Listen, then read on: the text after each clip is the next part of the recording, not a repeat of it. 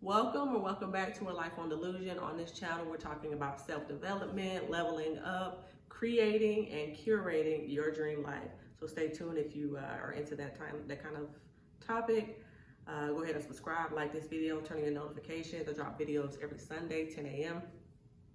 So definitely stay tuned for more. Today's topic is normalizing your next level. So it's hard for me sometimes to kind of squeeze topics into kind of a short spiel, essentially, because I feel like there's just so many different components to things. There's so much complexity, but it's my goal to make things more simple. So by normalize your next level, what I mean is whatever your goal is, whatever your, the things you're trying to manifest and create and bring into your life, normalize them. I feel like if there's too much of a gap between what you're trying to manifest and where you are, like if you idolize it too much, it creates kind of a chaotic energy, and it'll be like much harder for it to come into the physical form. So for instance, I have some examples. If you want to be in a loving relationship, that's your goal. Pull it down off the pedestal a little bit. Don't make it seem like this uncommon, unattainable, like it's just so rare and it's not, it's something you can't have or you don't deserve. You really have to live in that and embody that. And you can do that by creating a loving relationship with yourself, creating a loving relationship with your friends and your family. I feel like you have to normalize that kind of dynamic between people for it to come into your life in a romantic sense, if that's what you're after. I think continuing to put it off as something that, is a pipe dream, it'll continue to be a pipe dream. But if you really believe you can have it and you normalize that kind of interaction in your day-to-day life, it makes it a little easier to pull in. Other instance, I know this is one of my favorite ones because it definitely rang true for me. Steve Harvey spoke on flying, upgrading your flight class.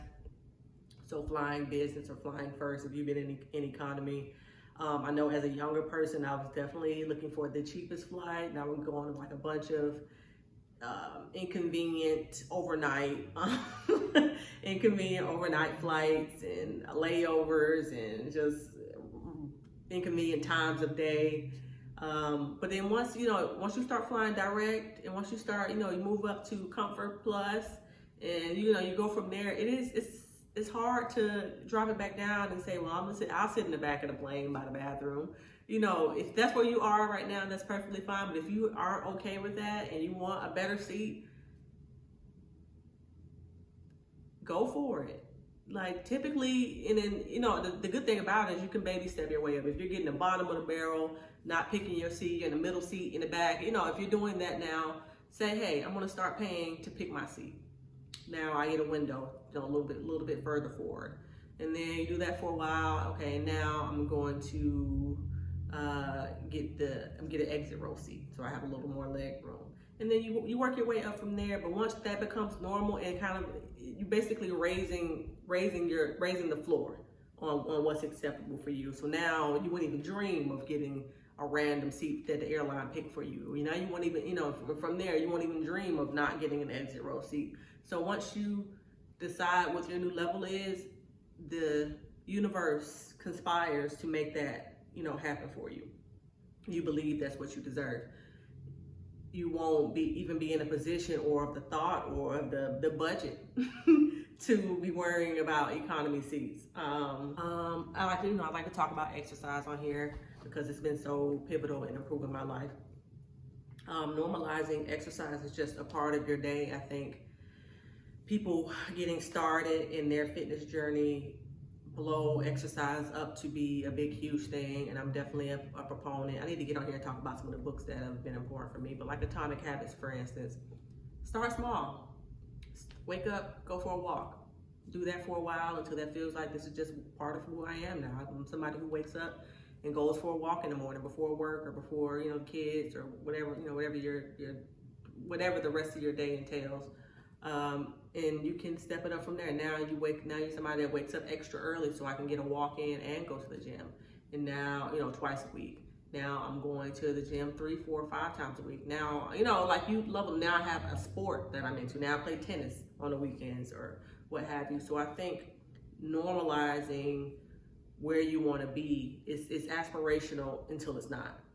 So it's aspirational, like if you're not doing any exercise, for instance, it's aspirational to say, I wish I was a person that, gets up and goes for walks in the morning. That's an aspiration, but it's not that far off. That's something you can do tomorrow if you want to, if you decide to. And then once you get that kind of flowing, get that energy going, you really build the momentum to keep leveling up and keep going higher and higher and higher in your journey. You can, walk Monday, Tuesday, and Wednesday, gym on Thursday and Friday. And now you're going to bar class, now you're going to Pilates, and now you're a kickboxer. You just never know where things will lead you, but I think you have to draw in the frequency of your next step into you who you are now. When you decide, hey, I want to be a kickboxer, take the want out. I am a kickboxer. I am a runner. Like, for instance, I'm not the greatest runner by any means. I'm actually very slow. I'm actually pretty slow. But I'm a runner, I'm a runner. I can't say, I want to be a runner, or I want to be fast, or I'm a runner right now, today. And whatever my mile time is, it's atrocious. It's terrible, but I'm still a runner. That doesn't detract from the fact that I run. It's that kind of thing. You have to, be realistic in a sense, but also be delusional. That's what we're here to do, be delusional in the fact that I can run a marathon if I want to. I can, finish first place if I set my mind to it and really dedicate myself to that goal. So I think really just breaking down your manifestation into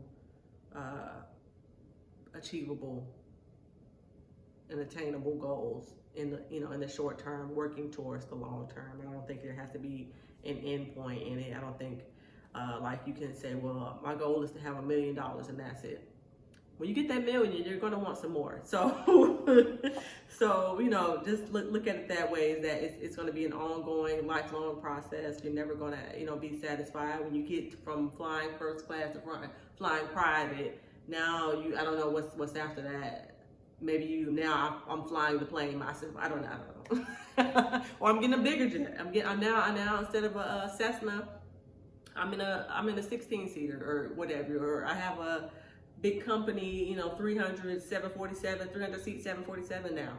So I think as long as you keep that mindset, that more and more, and not even in a greedy sense, but just thinking big, always thinking bigger. I think that's what can drive you to keep moving forward in your process, whatever that is. And speaking on closing the gap between where you are in your manifestation, I think a great illustration of this, for instance, is lottery winners. So lottery winners statistically tend to be poor people, people of lower socioeconomic status rather. And so the gap between being a low-end earner to a millionaire, a multi-millionaire, that's a big jump essentially overnight. And the statistics also show that lottery winners typically aren't able to hold on to their fortunes because of a few reasons, but generally because having that much money isn't normal to them, versus someone who comes from nothing, started from the bottom. Somebody that started from the bottom and builds their way up. They've had to go through steps and more steps and the next step and the next step to build that. So at each level, they become accustomed to it. They've normalized. Okay, I normalized making $50,000 a year. Now it's normal for me to make $100,000. Now it's normal for me to make $250,000, $500,000. They've leveled up that way instead of going from making $30,000 to having $10 million. That's a lot to take on at once, and I'm very much all about taking those baby steps. Not to say that you can't or nobody has been successful in that way, but I think the people that have, the lottery winners that have, or like say athletes, for instance, that go from being a college student to a multimillionaire overnight, they've had discipline in other areas of their life. They've had physical discipline with their bodies. They've had discipline with their diets. They had discipline with their schedule.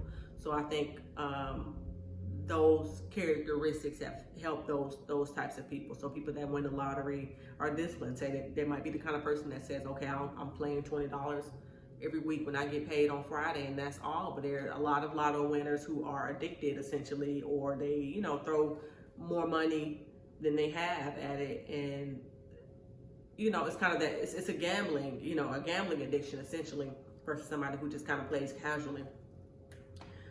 So I think that's you know, the best illustration I could think of to illustrate how you can kind of close down the gap. I saw a video of this girl who was saying she, you know, has a dream car in mind. So what she did was rent the car for a day, drive it around, so she can kind of normalize driving the car. So when the time comes, her body and her mind, her spirit has already been in that place before. So it doesn't feel like something, you know, like driving a rocket ship. I've driven this car before. This is not anything new to me, so I can pull it in. It's that kind of a mindset to where the things I want aren't so extreme. The things I want aren't unattainable. They aren't so far out of my reach. These are normal everyday things, having whatever kind of car, whatever kind of home. People that drive through, you know, nice neighborhoods and aspire to own one of these houses one day. A lot of the times you can't have things, or you won't have things, because they're not in your field. They're not in your energetic field. I like to speak on this apartment all the time. I wouldn't have had this had I not went to tour those apartments with my brother back in Dallas. I wouldn't have thought it just wasn't on my mind. I know these kind of places exist, but I just look at them from the street. You know, I would have never pictured myself in it. But once I started seeing, I'm like, oh, this is nice. I will put my bed here, and just start visualizing those kind of things. And, you know, it took less than a year, and, you know, here I am. And I'm here now, and that's just how things work. I'm here now, and my apartment is perfectly fine, but I want a bigger and better one.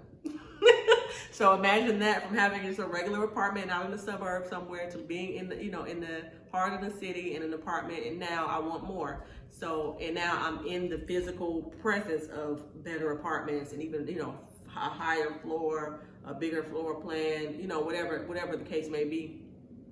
I'm in the presence of that now. I'm in the presence of people who have that. I'm in the presence of that kind of energy. So I'm not that far out from it. When this lease is up, I'm going to upgrade. If I decide to stay here, I'm going to upgrade. When my lease is up in 6 or 8 months, I'm going to be upgrading to a higher apartment. I'm speaking that because I know I can have it. I see it. It exists, and I'm this close to it. So that's kind of how the process works for me, is really putting yourself in the position of your next step. Having, you know, an image of your long-term goals, putting yourself in place for the next step, the next level up. So that'll do it for today's video. I think this is just such a crucial component of leveling up and manifesting and doing all that great stuff, is really making that next goal for yourself normal.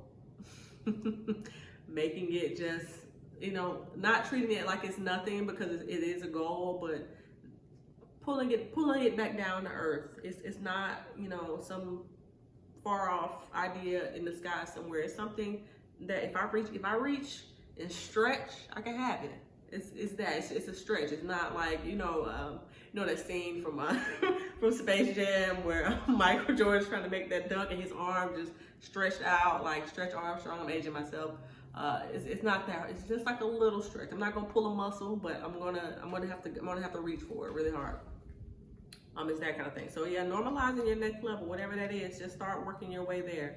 And, you know, before you know it, if you're diligent and consistent and serious about it, it can all be yours.